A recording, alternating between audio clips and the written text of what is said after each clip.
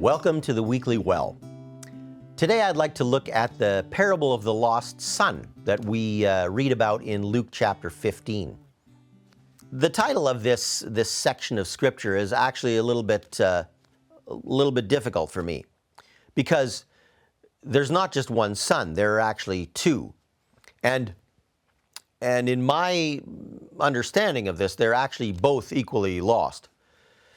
We often have heard this referred to as the prodigal son. Prodigal, by the way, does not mean wayward. Prodigal means reckless in how we spend, or to spend everything you have. And so in that regard, it makes sense.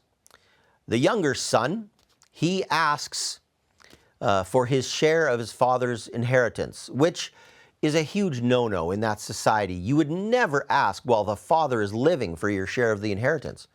It's as good as saying, "Dad, I wish you were dead, I just want your money." But he asks, the father says, okay, and so then it says he divided his inheritance between them. Therefore, the older son gets his at that point then too.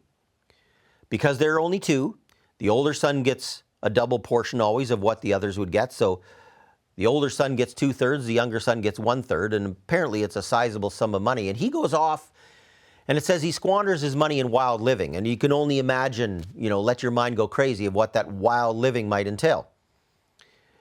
It doesn't take him long, and he blows through the whole roll of cash that he's got, and he suddenly finds himself penniless and homeless and a little helpless, and he needs to survive somehow. And so he hires himself out to a farmer in the area, wherever he is, in this foreign country, and he's hired to take care of pigs. For a good Jewish boy, taking care of pigs and feeding pigs is just an absolutely deplorable situation. He's starving. He isn't really making ends meet. His life is just miserable.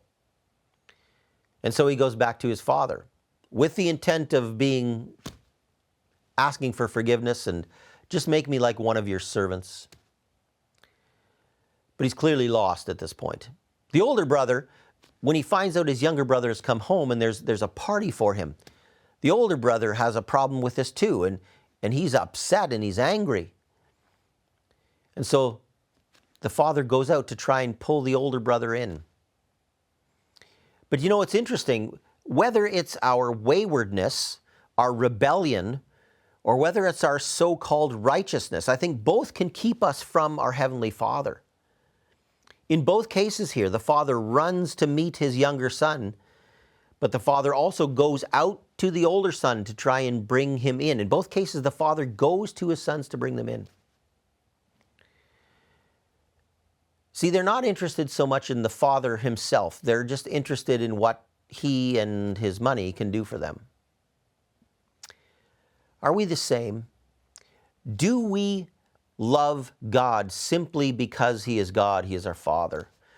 Or do we somehow have an agenda that he can do something for us? Being a believer in Jesus will get us something. It shouldn't be about what we can get. It's about what we can give. When we truly love God, we serve him out of love, not because of some prize that we can win as a result of it.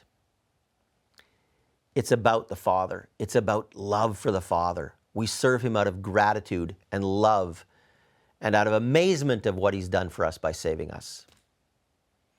Let's remember that in either case, whether it's righteousness or whether it's waywardness, we can be lost.